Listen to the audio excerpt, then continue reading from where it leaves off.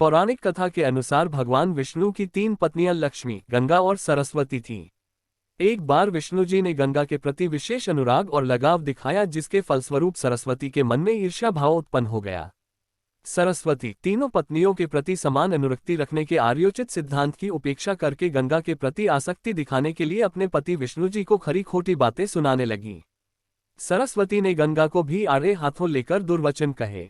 विष्णु जी पत्नियों के इस कलह को देखकर प्रासाद से बाहर चले गए। बिना कुछ कहे इस तरह पति के बाहर चले जाने से तो सरस्वती का क्रोध और भी भड़क उठा।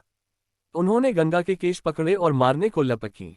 लक्ष्मी ने बीच में आकर दोनों को शांत करने का प्रयास किया। इस पर सरस्वती ने लक्ष्मी को भी गंगा की सहायिका मानते हुए उनका अपमान किया और उन्हें बीच में आने के कारण वृक्ष हो जाने का शाप दे दिया। इधर गंगा अपने कारण निरपराध लक्ष्मी को दंडित होते देखकर अत्यधिक क्षुब्ध हो उठी और उन्होंने सरस्वती को भूतल पर नदी हो जाने का शाप दिया। सरस्वती भी पीछे नहीं रही।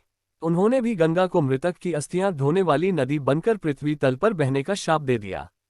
जब विष्णु जी अपने पार्षदों सहित लौटे तो उन्हें अपनी पत्नियों के परस्पर कलह और शाप आदि का पूरा पता लगा। विष्णु जी ने लक्ष्मी की शांत वृत्ति, सहनशीलता और उदारता को देखकर केवल उसे ही पत्नी रूप में अपने पास रखना उचित समझा। विष्णु जी ने गंगा और सरस्वती को त्याग देने का निश्चय कर लिया। वियोग की अवश्यंभावी स्थिति से व्यथित होकर दोनों ही कातर स्वरों में शापों से शीघ्र निपटने का उपाय पूछने लगी। विष्णु ने उन्हें बताया कि गंगा तो नदी रूप में स्वर्ग, भूलोक और पाताल लोक में त्रिपथगा होकर बहेंगी। उनका स्थान शिव जटाओं में भी होगा। अंश रूप में ही वे स्वर्ग में मेरे सानिध्य में रहेंगी। सरस्वती प्रधान रूप से पृथ्वी तल पर रहेंगी और अंश रूप में मेरे पास। लक्ष्मी तुलसी वृक्ष बनकर मेरे शालिग्राम स्वरूप से विवाह करके समग्र और स्थायी रूप से मेरा पत्नीत्व ग्रहण करेगी। दोनों देवियां शापानुसार नदी रूप में पृथ्वी पर आईं। पृथ्वी पर स्रोतों में जो सर जल दिखाई देता है उस सर का स्वामी सरस्वान कहलाता है और सरस्वान की पत्नी होने से सरस्वती सरस्वती कहलाई। सरस्वती नदी तीर्थरूपा है। वे पापनाश के लिए जलती अग्नि के समान है। यही गंगा और सरस्वती शाप के कारण भूलोक में नदी बनकर बहती हैं।